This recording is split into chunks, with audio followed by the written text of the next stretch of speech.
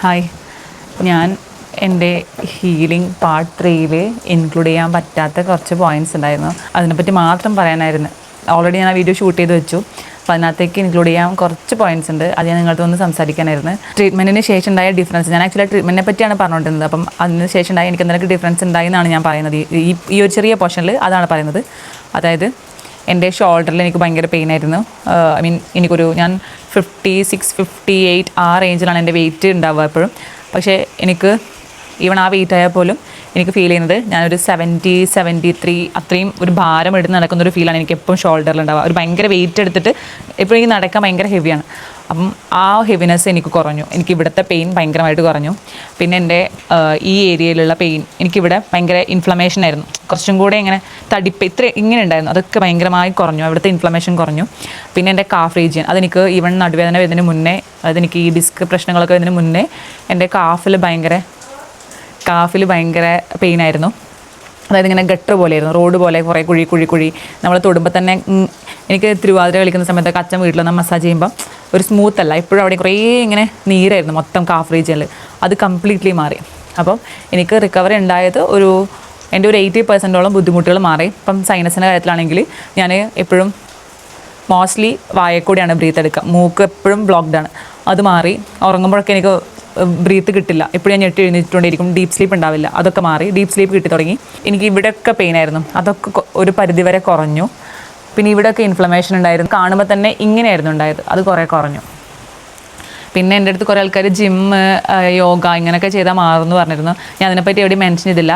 യോഗയും ജിമ്മൊക്കെ ചെയ്തിട്ട് എൻ്റെ ഒരു റിസൾട്ട് എന്താ വെച്ചാൽ, ഇപ്പോൾ ഞാൻ ജിമ്മ് പോയി, അത് കഴിഞ്ഞ് എനിക്ക് അപ്പം തന്നെ ഒരു 1 മന്ത് നല്ല ഡിഫറൻസ് ആയിരിക്കും. പിന്നെ ഒരു 1 മന്ത് കഴിഞ്ഞാൽ ഞാൻ വീണ്ടും ബെഡ് റെസ്റ്റ് ആവും.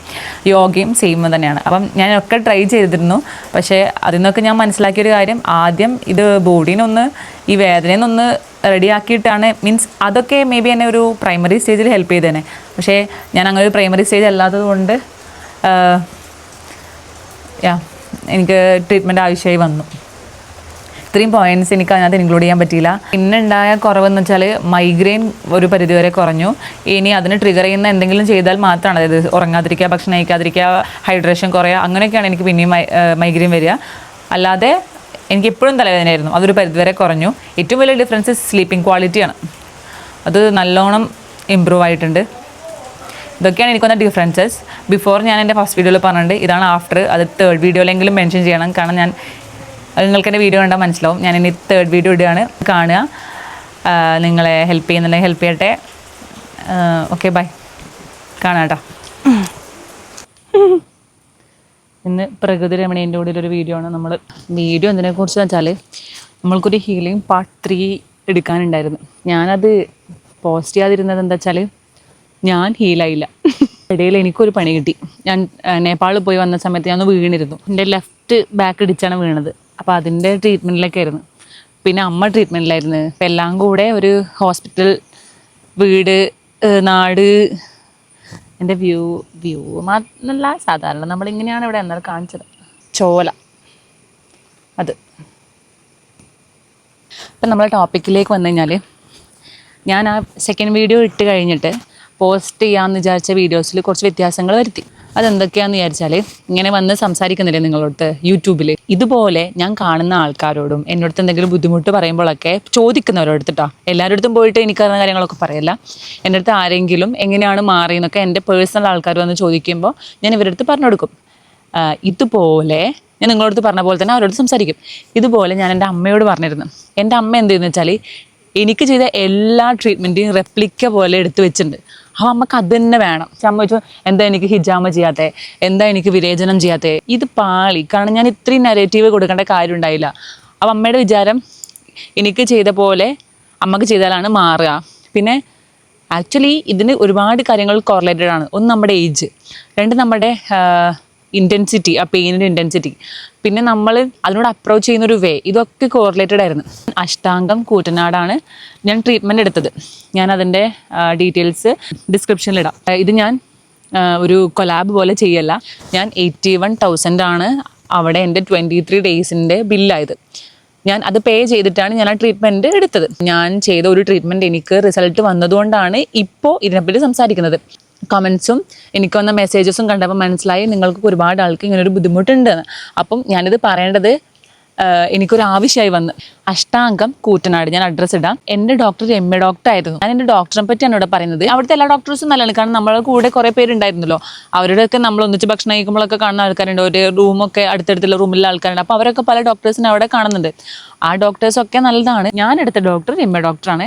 MA ഡോക്ടർ വേറെ കുറേ സ്ഥലത്ത് കൺസൾട്ട് ചെയ്യുന്നുണ്ടെന്ന് തോന്നുന്നു. അതെനിക്ക് ഡീറ്റെയിൽസ് അറിയില്ല. ഇത് ആക്ച്വലി എൻ്റെ ട്രീറ്റ്മെൻറ്റും എൻ്റെ ഡോക്ടറും ഇതായിരുന്നു. ഞാൻ നിങ്ങളെ ഇൻഫോം ചെയ്യുന്നത് മാത്രമാണ് കേട്ടോ. ഞാൻ വിചാരിക്കുന്നത് നിങ്ങൾക്കൊരു പ്രോപ്പറായി ഞാൻ എന്തൊക്കെ ട്രീറ്റ്മെൻറ്റ് എടുത്തു, ഞാൻ എന്തൊക്കെ ചെയ്തു എന്ന് പറഞ്ഞതിനേക്കാളും ബെറ്റർ നിങ്ങൾ ഡോക്ടറെ പോയി കാണുക. അല്ലാതെ ഞാൻ എൻ്റെ അമ്മയോട് പറഞ്ഞ പോലെ എനിക്കിതൊക്കെ ചെയ്തെന്ന് പറഞ്ഞു കഴിഞ്ഞാൽ നിങ്ങളും അതേപോലെ എക്സ്പെക്റ്റ് ചെയ്യും. ബിക്കോസ് നമ്മൾ ആ ട്രീറ്റ്മെൻറ്റിനോട് അപ്രോച്ച് ചെയ്യുന്നൊരു വേ ഉണ്ട്. അതായത് നമ്മുടെ മെൻ്റലി ഫിസിക്കലി കുറച്ചും കൂടെ ഇപ്പം നമ്മൾ ആ ട്രീറ്റ്മെൻറ്റിനോട് കൊടുക്കുന്നൊരു ആത്മാർത്ഥത. അതായത് ഞാൻ അവിടെ ഭയങ്കരമായി പ്രോപ്പർ ഡയറ്റിലാണ് നിന്നത്. അത് എനിക്ക് ഡയറ്റ് മാത്രമല്ല, എൻ്റെ ലൈഫ് സ്റ്റൈലായാലും ഞാൻ അതിനോട് അപ്രോച്ച് ചെയ്തൊരു വേ ആയാലും. കാരണം എൻ്റെ മനസ്സിലുള്ള ഏറ്റവും വലിയതെന്ന് വെച്ചാൽ ആദ്യത്തെ ഒരു 10 to 12 days എൻ്റെ ആ സെക്കൻഡ് വീഡിയോ കണ്ടാൽ നിങ്ങൾക്ക് മനസ്സിലാവും. അതിനകത്ത് ഒന്നും ഒരു day 1 day 2 ഫോമിലല്ല ഉള്ളത്. എൻ്റെ ഒരു ആദ്യത്തെ ഒരു 12 days-ഓളം ഞാൻ അത്ര ഓക്കെ ആയിരുന്നില്ല. ഇപ്പോഴും നമ്മളെ ചെക്ക് ഇൻ ചെയ്യും, നമ്മൾക്ക് എന്തൊക്കെ ഇമ്പ്രൂവ്മെൻറ്റ്സ് ഉണ്ട്, നമുക്ക് എന്തൊക്കെ നമ്മൾ എങ്ങനെയാണ് റെസ്പോണ്ട് ചെയ്യുന്നത് പറയാൻ അവരെപ്പോഴും ചെക്ക് ഇൻ ചെയ്യും. അപ്പം അതൊരു ബുദ്ധിമുട്ടെന്ന് വെച്ചാൽ എപ്പോഴും ഇവർ മാറിയോ എന്ന് ചോദിക്കുമ്പോൾ എങ്ങനെയുണ്ട് ചോദിക്കുമ്പോൾ എനിക്ക് അവസാനം പാമ്പ് വരുമോ, പാമ്പിനെ കണ്ടാൽ ഓടും കേട്ടോ. എനിക്ക് ഭയങ്കര പേടിയാണ് പാമ്പിനെ. ഇലയാണ്. എനിക്ക് ഒരു സമയം കഴിഞ്ഞപ്പോൾ എനിക്ക് ദേഷ്യം വന്നു തുടങ്ങി. കാരണം എനിക്കാണെങ്കിൽ പ്രോപ്പറായിട്ടൊരു ഇമ്പ്രൂവ്മെൻറ്റ് കാണിക്കുന്നില്ല, ഇവരാണെങ്കിൽ കണ്ടിന്യൂസ്ലി വന്ന് ചോദിച്ചുകൊണ്ടിരിക്കുകയാണ്. അപ്പോൾ ഞാൻ ഒരു സമയം കഴിഞ്ഞ് പറഞ്ഞു എൻ്റെ അടുത്ത് അത് അവരുടെ ജോലിയാണ്. പക്ഷേ എനിക്കത് ഭയങ്കരമായി ദേഷ്യം വന്നു. കാരണം എനിക്ക് വ്യത്യാസങ്ങൾ വന്നു തുടങ്ങിയിട്ടില്ല. നിങ്ങൾ ഇടയ്ക്കിടയ്ക്കൊന്നും ചോദിച്ചിട്ട് കാര്യമില്ല, എനിക്ക് പ്രോപ്പറായി ഒരു ഡിഫറൻസും കാണിക്കുന്നില്ല എന്ന് പറഞ്ഞു. പക്ഷേ ഒരു സമയം കഴിഞ്ഞപ്പോഴാണ് ഞാനും എൻ്റെ മെൻ്റലിയും എൻ്റെ ബോഡിയും ഒക്കെ അതിനോട് റെസ്പോണ്ട് ചെയ്ത് എനിക്കൊരു ഇമ്പ്രൂവ്മെൻറ്റ് എന്ന് പറയാൻ ഉണ്ടായി തുടങ്ങിയത്. എന്നെ ഇതുപോലെ 1-2 വേറെ ഡോക്ടേഴ്സിൻ്റെ അടുത്തും കൊണ്ടുപോയിട്ടുണ്ട്. അപ്പം അവൾക്കെന്ന് വെച്ചാൽ അവൾക്ക് എന്തെങ്കിലും അവൾക്കൊരു ഡിഫറൻസ് ഉണ്ടാക്കിയ ഒരു ഡോക്ടേഴ്സിൻ്റെ അടുത്ത് അവൾ എന്നെയും കൊണ്ടുപോകും. ഇത് ഒന്നാമത്തെ ഡോക്ടറല്ല രമ്യ ഡോക്ടർ. നടുവേദന ഓളെയും നടുവേദനയാണ്. ഒരു സമയം കഴിഞ്ഞപ്പോൾ ഞാൻ ചോദിച്ചു എങ്ങനെയായാലും വേണ്ടില്ല, എന്ത് ചെയ്തിട്ടാണെങ്കിൽ വേണ്ടില്ല, എനിക്ക് അസുഖം മാറിയേ പറ്റുള്ളൂ. എനിക്ക് എൻ്റെ ബുദ്ധിമുട്ട് ഇനി സഹിച്ച് ജീവിക്കാൻ പറ്റില്ല. എന്ത് വേണേലും തോന്നുന്നു, എന്ത് വേണേലും ഞാൻ കഴിക്കാം, എന്ത് ട്രീറ്റ്മെൻറ്റ് വേണമെങ്കിൽ ഞാൻ എടുക്കാം. എനിക്ക് തോന്നുന്നത് കുറയണം. കംപ്ലീറ്റ്ലി റിക്കവർ ഇല്ലെങ്കിൽ പോലും ജസ്റ്റ് ഒന്ന് ഈ ഒരു ബുദ്ധിമുട്ടിനൊന്ന് ഒരു എന്താ പറയുക ഒരു 1% ഇമ്പ്രൂവ്മെൻറ്റ് ഉണ്ടെങ്കിൽ ഞാൻ ഭയങ്കര ഫൈനാണ്. അതാണ് ഞാൻ ഇതിനോടെടുത്ത അപ്രോച്ച്. നിങ്ങളിപ്പോൾ ഏത് ട്രീറ്റ്മെൻറ്റ് എടുക്കുകയാണെങ്കിലും ഞാൻ പറഞ്ഞ വെച്ചാൽ നമ്മൾ അതിനോട് കുറച്ചും കൂടെ ആത്മാർത്ഥത്തോടെ വേണം അപ്രോച്ച് ചെയ്യാൻ. അല്ലാതെ അവിടെ പോയിട്ട് നമ്മൾ ഡയറ്റ് തെറ്റിക്കുന്ന ഫുഡ് ഇങ്ങനെയൊക്കെ ചെയ്യാൻ ചാൻസ് ഉണ്ട്. ഭയങ്കര ഇമ്പോർട്ടൻ്റ് ആയ ഒരു കാര്യമാണ് നമ്മൾ അതിന് ശേഷം എത്ര ഡേയ്സ് റെസ്റ്റ് എടുക്കും, എങ്ങനെ റെസ്റ്റ് എടുക്കും എന്നുള്ളത്. കാരണം അതിനെ ആയുർവേദത്തിൽ നല്ലിരിപ്പ് എന്ന് പറയും. എനിക്ക് 23 days ആയിരുന്നു ട്രീറ്റ്മെൻറ്റ്. എൻ്റെ അടുത്ത് ഒരു 30 days എങ്കിലും റെസ്റ്റ് എടുക്കാൻ പറഞ്ഞിരുന്നു. January 31st ട്രീറ്റ്മെൻറ്റ് കഴിഞ്ഞ് അവിടെ നിന്ന് ഇറങ്ങിയത്. ഞാൻ Feb 28 വരെ 27th വരെ ഞാൻ നോൺ വെജ് ഒന്നും കഴിച്ചില്ല. ഞാൻ മീൻ തന്നെ കഴിച്ചത് February 27th. അതുപോലെ റെസ്റ്റ് ഞാൻ അവർ പറഞ്ഞ പോലെ തന്നെ ചെയ്തു. പിന്നെ ഞാൻ അതിൻ്റെ ഇടയിൽ ചെയ്ത കുറച്ച് ഷൂട്ട്സും പിന്നെ ചെറിയൊരു ട്രാവലും മാത്രമാണ്. ഈവൺ എൻ്റെ ബർത്ത്ഡേക്ക് പോലും ഞാൻ നിങ്ങൾക്ക് എൻ്റെ വ്ളോഗ് കണ്ടാൽ മനസ്സിലാവും, ഞാൻ വെറുതെ വീട്ടിലിരിക്കുകയായിരുന്നു. ആകെ വൈകുന്നേരം അവർ വന്ന് പാർട്ടിക്കും പിന്നെ അമ്പലത്തിലും മാത്രമാണ് പോയത്. അതെനിക്ക് ഭയങ്കര ഡാർക്കായിരുന്നു. എവിടെയും പോവാതെ ഇങ്ങനെ വീട്ടിലിരിക്കുക. പക്ഷേ അതിനൊക്കെ എനിക്കപ്പോൾ റിസൾട്ട് ഉണ്ടായിരുന്നു. കാരണം ഞാൻ അപ്പോൾ എടുത്ത ഒരു റെസ്റ്റ് ആയാലും ഞാൻ അന്നേരം എടുത്ത ഡയറ്റ് ആയാലും എല്ലാം മരുന്ന് പ്രോപ്പറായിട്ട് ഞാൻ മെഡിസിൻ എടുത്തിരുന്നു. എല്ലാം ഈ റിക്കവറി സംഭവിക്കുന്നത് നമ്മുടെ ആ നല്ലിരിപ്പിലാണ്. അതൊക്കെ പ്രോപ്പറായി കണ്ടിന്യൂ ചെയ്യണം. ഇപ്പം എൻ്റെ അമ്മ റെസ്റ്റിലാണ്, സെയിം ടൈം ഡോക്ടർ തന്നെയാണ് കാണിച്ചത്. എൻ്റെ അമ്മ ഇപ്പോൾ റെസ്റ്റിലാണ്, നമ്മൾ നാട്ടിലുള്ളത്. ഏറ്റവും ഇമ്പോർട്ടൻ്റ് ആയ ഒരു കാര്യം ഇതാണ്. അവിടുന്ന് നമ്മുടെ അടുത്ത് എല്ലാവരും ഇറങ്ങുമ്പോൾ പറയുന്നത് പ്രോപ്പറായിട്ട് ആഫ്റ്റർ കെയർ വേണം എന്നുള്ളത് മാത്രമാണ്. നിങ്ങൾ ചോദിച്ച ഡൗട്ട്സ് ഒന്ന് ആകെ മെയിനായി ചോദിച്ചത് ഇത് എവിടെയാണെന്നാണ്. എൻ്റെ ഡോക്ടർ രമ്യ ഡോക്ടറാണ്, ഞാൻ കാണിച്ചത് അഷ്ടാംഗത്തിലാണ്. ഇതാണ് എനിക്ക് പറയാനുള്ളത്. പിന്നെ ഞാൻ ഈ വീഡിയോ ലേറ്റ് ആക്കാനും ഡോക്ടർ ആക്ച്വലി ലീവിലാണ്. അപ്പം ഞാനിത് പറഞ്ഞു കഴിഞ്ഞാൽ നിങ്ങൾ പോയി ചോദിച്ചാൽ ഡോക്ടറെ കിട്ടിയില്ലെങ്കിൽ നിങ്ങൾക്കും അതൊരു ബുദ്ധിമുട്ടാവണ്ടല്ലോ. അതുകൊണ്ടാണ് ആക്ച്വലി 2-3 ദിവസമായി തീരെ വയ്യായിരുന്നു. എനിക്ക് പനി പോലെ വന്ന് പിന്നെ ഞാൻ ഈ വീഡിയോ ലേറ്റ് ആക്കിയതല്ല, എനിക്ക് ഇത് ഇടാനുള്ളൊരു ബുദ്ധിമുട്ട്. ഞാൻ ആ ഫസ്റ്റ് വീഡിയോ ഇട്ടതിന് ശേഷം എനിക്ക് നടുവേദനയെ പറ്റി സംസാരിക്കാൻ മാത്രമേ സമയമുള്ളൂ. എനിക്ക് ഹീലിംഗ് അല്ലെങ്കിൽ ട്രീറ്റ്മെൻറ്റ് ഞാൻ കുറേ ആ ഫെബിന് ശേഷം എൻ്റെ ട്രീറ്റ്മെൻറ്റിന് ശേഷം ഞാൻ ഇതിനെപ്പറ്റി സംസാരിച്ചിട്ടില്ല. ഞാൻ ആലോചിച്ചു കുറേ നാളെ ഞാൻ നടുവേദന ഒരാളോട് പറഞ്ഞിട്ട്. പക്ഷേ ആ വീഡിയോ ഇട്ടതിന് ശേഷം ഞാൻ ഇതിനെപ്പറ്റി മാത്രമേ സംസാരിക്കുന്നുള്ളൂ. ഒന്ന് ആ വീഡിയോ ഇട്ടിട്ട് കുറേ പേര് എൻ്റെ അടുത്ത് ചോദിക്കുന്നത് ഞാൻ എന്താണോ എനിക്ക് കേൾക്കേണ്ടെന്ന് വിചാരിച്ചത് അത് തന്നെയാണ് ചോദിച്ചുകൊണ്ടിരിക്കുന്നത്. പിന്നെ എല്ലാവരും എൻ്റെ അടുത്ത് പറഞ്ഞത് ഇതാ. അപ്പം എനിക്കിതൊക്കെ കൂടെ ആയിട്ട് എനിക്ക് കൺസ്യൂം ചെയ്യാൻ പറ്റുന്നില്ല ഇത്രയും കാര്യങ്ങൾ. അതൊന്ന് പിന്നെ എനിക്ക് ഭയങ്കര വയ്യാണ്ടായതിനു ശേഷം നേപ്പാൾ പോയി വീണ് അതിനുശേഷം ഭയങ്കര എൻ്റെ ലൈഫ് സ്റ്റൈൽ ഭയങ്കര ഇമ്പോർട്ടൻ്റ് ആണ് കേട്ടോ. എൻ്റെ ലൈഫ് സ്റ്റൈലൊക്കെ മാറി, നല്ല ലേറ്റ് ആയിട്ടില്ല കുളി ഒക്കെ വന്ന്, ഫുഡ് തെറ്റി. പിന്നെ ട്രിപ്പ് കുറച്ചും കൂടെ ഞാൻ വീഡിയോ ഇടും, എൻ്റെ നേപ്പാൾ ട്രിപ്പ് മൊത്തം ഞാൻ വീഡിയോ ഇടും. ഞാൻ ആദ്യമായിട്ട് ട്രാവൽ ചെയ്യുമ്പം ഷൂട്ട് ചെയ്തൊരു വീഡിയോ ആണ്. അതിനകത്ത് മനസ്സിലാവും ഭയങ്കര ബുദ്ധിമുട്ടായിരുന്നു കുറേ കാര്യങ്ങൾ. കാരണം നമ്മളതിനിങ്ങനെ പാകപ്പെടുത്തി എടുക്കുന്നില്ലല്ലോ ബോഡീനെ. പിന്നെ കഴിഞ്ഞ ദിവസം മഴ നനഞ്ഞ് കുറച്ച് പനി പിടിച്ച് എനിക്ക് 2-3 ദിവസമായിട്ട് ഭയങ്കര സ്നീസിങ് ആയിരുന്നു. അങ്ങനെ അപ്പോൾ ഇതാണ് എനിക്ക് പറയാനുള്ളത്.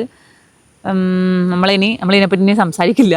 ഇതാണ് നമ്മളെ ലാസ്റ്റ് വീഡിയോ. നടുവേദനയും സൈനസും എല്ലാം ഞാൻ ഇതോടെ നിങ്ങൾക്ക് പറഞ്ഞ് തീർക്കുകയാണ്. എനിക്കിതിനെപ്പറ്റി സംസാരിക്കണ്ട. നിങ്ങൾക്ക് ട്രീറ്റ്മെൻറ്റ് എടുക്കണം, നിങ്ങൾ രമ്യ ഡോക്ടറെ കണ്ടോളൂ. ഞാൻ ഹോസ്പിറ്റൽ ഡീറ്റെയിൽസ് ഇടാം. ഡോക്ടർ എല്ലാ ദിവസവും ഇല്ല, ഒരു പെർട്ടിക്കുലർ ഡേയ്സ് മാത്രമേ ഉള്ളൂ. നിങ്ങൾ നേരത്തെ വിളിച്ച് ചോദിച്ചിട്ട് വേണം പോകാൻ. പിന്നെ നിങ്ങൾ അവിടെ പോയതുകൊണ്ട് എനിക്ക് പ്രത്യേകിച്ച് കമ്മീഷനൊന്നും കിട്ടാനില്ല. നിങ്ങൾക്ക് വേണമെങ്കിൽ മാത്രം പോയാൽ മതി. ഞാനിത് പറഞ്ഞു. കാരണം ഇപ്പം ഇങ്ങനെയാണെങ്കിൽ ഞാൻ കുറേയൊക്കെ കമ്മീഷൻ കിട്ടാനായി. കാരണം എൻ്റെ അമ്മ അഞ്ജുവിന് കുറേ കമ്മീഷൻ കിട്ടാനായി.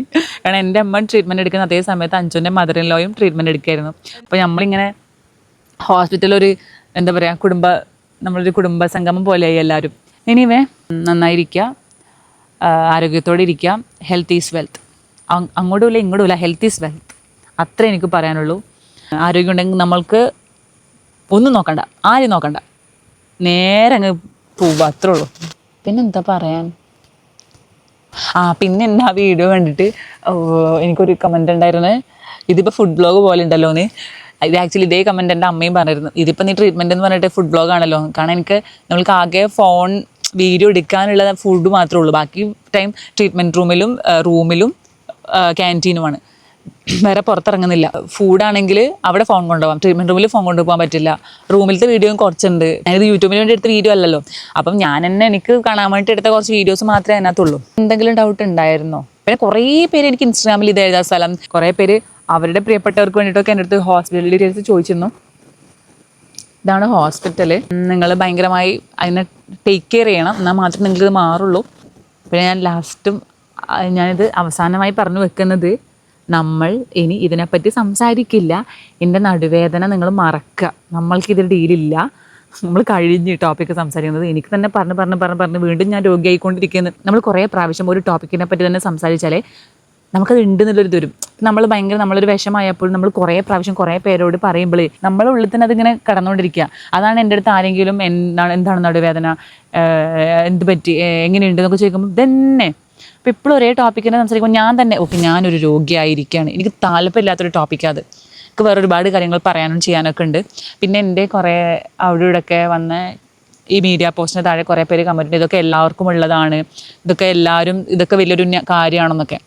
എല്ലാവർക്കും ഉള്ളതാണെങ്കിൽ അവരവരെ വേദന അല്ലാതാവുമോ? എന്തൊരു ലോജിക്കല്ലാത്ത കാര്യമാണ് പറയുന്നത്. എല്ലാവർക്കും ഉണ്ടാവും. അത് വെച്ചിട്ട് എൻ്റെ വേദന എനിക്ക് വേദനയാണ്. ഇത്രയും ഒരു എമ്പത്തി ഇല്ലാത്ത വേൾഡാണ് നമ്മൾ ജീവിക്കുന്നത് മനസ്സിലാക്കുക. അപ്പം അവരവരെ പറ്റി അവരവർ തന്നെ നോക്കുക. നമ്മൾക്കൊരു അസുഖം വന്നാൽ നമ്മൾ തന്നെ ട്രീറ്റ് ചെയ്യാൻ ആരുണ്ടാവില്ല. ഞാൻ മെയിൻലി ഇത് പറയുന്നത് സ്ത്രീകളോടാണ്. ഇത് ഭയങ്കര ജെൻഡർ ബയാസ്ഡായി സംസാരിക്കുകയല്ല. അവനവനെ നോക്കുക. കാരണം എനിക്ക് മെസ്സേജ് ഒരു 95% ഒരു 5% മാത്രമാണ്. അതും അവർ പറഞ്ഞത് സൈനസിനെ പറ്റിയിട്ടാണ് എന്നോട് ചോദിച്ചത്. ഈവൻ ആ 5% മെൻ പറഞ്ഞത് അവരുടെ സൈനസ് ഇഷ്യൂസാണ്. പക്ഷേ ബാക്കി 95%ഓളം ആൾക്കാർ മെസ്സേജ് അയച്ചത് ഇത് എനിക്ക് പേഴ്സണലി വന്നതുകൊണ്ടാണ് എനിക്കിത് എക്സ്പോസ് ചെയ്യാൻ പറ്റാത്തത്. അല്ലാതെ നിങ്ങൾ ഈ യൂട്യൂബിൽ താഴെ കമൻറ്റ് വന്നില്ലേ, അത് കണ്ടാൽ നിങ്ങൾക്ക് മനസ്സിലാവും. ഇത് മൊത്തം സ്ത്രീകളാണ്. അത് മൊത്തം വന്നത് കുറേ പേർക്ക് വന്നത് 10, 12, 13 വയസ്സിലാണ്. അവർ അന്നേരം തൊട്ട് ഈ വേദന അവർക്കിപ്പം 30s അപ്പം നിങ്ങൾ മനസ്സിലാക്കേണ്ട കാര്യം, ഈ വേദന ഉള്ളവർ ഇത് as soon as possible treat ചെയ്യുക. കാരണം കുറേ ആൾക്കാർ ഇതൊക്കെ എല്ലാവർക്കും ഉണ്ടാവുന്നതാണ്. ഈ പീരീഡ് സമയത്തൊക്കെ നമ്മൾ പറയില്ലേ, ഇതൊക്കെ എല്ലാവർക്കും, ഞാൻ കുറേ കേട്ടിട്ടുണ്ട്. സോ ഇതൊക്കെ എല്ലാവർക്കും ഉണ്ടാവുന്നതാണെന്ന് വിചാരിച്ചിട്ട് നമ്മുടെ ഒരു കാര്യവും ചെറുതല്ല. നമ്മളെ നോക്കേണ്ടത് നമ്മളാണ്. നമ്മളെ തന്നെ അറ്റൻഡ് ചെയ്യണം. ആരും ചെയ്യാൻ പോകുന്നില്ല. അതാദ്യം റിയലൈസ് ചെയ്യുക. ഇനി എനിക്ക് ഒരു പ്രായം വെച്ച് പറയുകയാണെങ്കിൽ, നിങ്ങളുടെ 20s അല്ല, അപ്പുറത്തുനിന്ന് വരാം, നിങ്ങളുടെ 40+ ആണെങ്കിൽ ദയവ് ചെയ്ത് എല്ലാവരും അത് മാക്സിമം ഹീൽ ചെയ്യാൻ നോക്കുക. നിങ്ങളുടെ 40+ അത് ശരിയാക്കാൻ പറ്റുന്ന പോലെയൊക്കെ അത് ശരിയാക്കാൻ നോക്കുക. കുറച്ചുകൂടി നല്ല സുഖമുള്ള വേദന ഇല്ലാത്ത ഒരു സമയമുണ്ട് നമ്മുടെ ലൈഫിൽ. അത് നമ്മൾ എക്സ്പീരിയൻസ് ചെയ്യണം. നിങ്ങൾക്ക് മേ ബി 40+ ഉള്ളവരൊക്കെ ചെറുപ്പം തൊട്ടേ ഈ വേദന സഹിച്ച് ജീവിക്കുന്നവരായിരിക്കും. അങ്ങനെ നിങ്ങൾ സഹിച്ച് ജീവിക്കല്ലേ. ഭയങ്കര അത്രയും കോംപ്ലിക്കേറ്റഡ് അല്ലാതെ നമുക്ക് നമ്മുടെ ബോഡീനെ കൊണ്ടുപോകാൻ പറ്റുന്ന രീതിയിൽ നമ്മൾ കാര്യങ്ങൾ ചെയ്തു തീർക്കാൻ പറ്റും. നമ്മൾ നോക്കണം. ഇനി നിങ്ങൾ 30s നിങ്ങൾ ഒരിക്കലും ഇപ്പോഴേ വേദനയാണെന്ന് വിചാരിച്ചിട്ട് വെറുതെ എൻ്റെ ലൈഫ് ഇങ്ങനെ ആയല്ലോ, ഇനിയിപ്പോൾ ഇതിപ്പോൾ എനിക്കിപ്പോഴും വേദനയാണല്ലോ, ഇതൊക്കെ എല്ലാവർക്കും ഉള്ളതല്ലേ എന്ന് ആലോചിച്ചിട്ട് വിട്ട് കളയരുത്. ഇനി നിങ്ങൾ 20s as soon as possible നിങ്ങളുടെ ബോഡീനെ അടിപൊളിയാക്കുക. അതർവൈസ് നമ്മൾക്കിത് ഭയങ്കര ബുദ്ധിമുട്ടായിരിക്കും. കാരണം 30+ ആയിക്കഴിഞ്ഞാൽ നമ്മൾക്ക് എല്ലാം ചിലപ്പോൾ റിക്കവറി ഭയങ്കര ടഫായിരിക്കും. നമ്മൾ ഡെസ്പറേറ്റ് ആവല്ല, നമ്മൾ ഇപ്പോഴാണെങ്കിൽ ഇന്ന് അത് ശരിയാക്കുക. അത് ഏത് വിധേനയും, ഇനിയിപ്പം വർക്കൗട്ട്സ് ആണെങ്കിൽ അങ്ങനെ, ജിമ്മാണെങ്കിൽ അങ്ങനെ, എന്താണെങ്കിലും ഫുഡാണെങ്കിൽ അങ്ങനെ, എല്ലാം നോക്കിയിട്ട് നന്നായി ജീവിക്കുക. മോട്ടിവേഷൻ സ്പീക്കല്ല, ഞാൻ കണ്ടതും ഞാൻ കേട്ടതും ഞാൻ ജീവിച്ചതുമായ എല്ലാവരെയും കണ്ടിട്ടാണ് പറയുന്നത്. സൈനസ് ഉള്ളവരോട് എനിക്ക് പ്രത്യേകിച്ച് പറയാനുള്ളത്, എന്നോടത്ത് എൻ്റെ ഡോക്ടർ പറഞ്ഞത് വെച്ചിട്ട് നിങ്ങളുടെ കുളിയുടെ സമയം മോർണിംഗും ഈവനിങ്ങും മാത്രം കുളിക്കുക, ഉച്ച സമയത്ത് കുളിക്കാതിരിക്കുക. ഞാനൊക്കെ പുറത്തിറങ്ങി അപ്പം തന്നെ വന്നിട്ട് ഇപ്പം ട്രെയിനൊക്കെ ട്രാവൽ ചെയ്ത് വന്നു കഴിഞ്ഞാൽ ലേറ്റ് നൈറ്റൊക്കെ ഇരുന്ന് കുളിക്കുന്ന ഒരാളാണ്. അങ്ങനെ ശരിക്കും ചെയ്യാതിരിക്കുക. ഭക്ഷണം കഴിച്ചിട്ടില്ല കുളി, നമ്മുടെ കുറേ ലൈഫ് സ്റ്റൈൽ കൺട്രോൾ ചെയ്യാന്നല്ല, പറ്റുന്ന പോലെയൊക്കെ ഒരു ഓർഡറിലാക്കുക. ഇല്ലെങ്കിൽ എല്ലാം നമ്മുടെ റിവേഴ്സായിട്ട് വരും. പണ്ടത്തെ ആൾക്കാർ അങ്ങനെയല്ലോ എന്നൊക്കെ ഒരു ഭയങ്കര രസത്തിന് പറയാം. പണ്ടത്തെ ആൾക്കാരുടെ ലൈഫ് സ്റ്റൈലും അവർക്ക് ഉണ്ടായ ഒരു പ്രിവിലേജ് ഉണ്ട് നമ്മുടെ നേച്ചറിലും മൊത്തത്തിൽ. അവരുടെ ലൈഫ് സ്റ്റൈലും അവരെ മെത്തേഡല്ല ഇപ്പോൾ ഉള്ളത്. അത് ആദ്യം മനസ്സിലാക്കുക. നമ്മളുള്ള സ്ഥലത്തല്ല അവരുണ്ടായത്. അപ്പം പണ്ടത്തെ ആൾക്കാരെ വെച്ചിട്ട് ഒരിക്കലും ആ കോമഡി ഇപ്പോഴും പറഞ്ഞ് നിൽക്കരുത്. പണ്ടത്തെ ആൾക്കാരുടെ ലൈഫ് സ്റ്റൈലൊക്കെ വേറെയാണ്. അവർക്കുണ്ടായ ഒരു സെറ്റപ്പും വേറെയാണ്. അപ്പം അത് വിചാരിച്ചിട്ട് എന്തെങ്കിലുമൊക്കെ കാണിക്കരുത്. നമ്മൾ അങ്ങനെ ഒരു വേൾഡിലല്ല ഇപ്പോൾ ഉള്ളത്. എല്ലാവരും ഹെൽത്തി ആയിരിക്കുക, ഹാപ്പി ആയിരിക്കുക. ബൈ. നമ്മളിതിന് സംസാരിക്കില്ല. സലാം.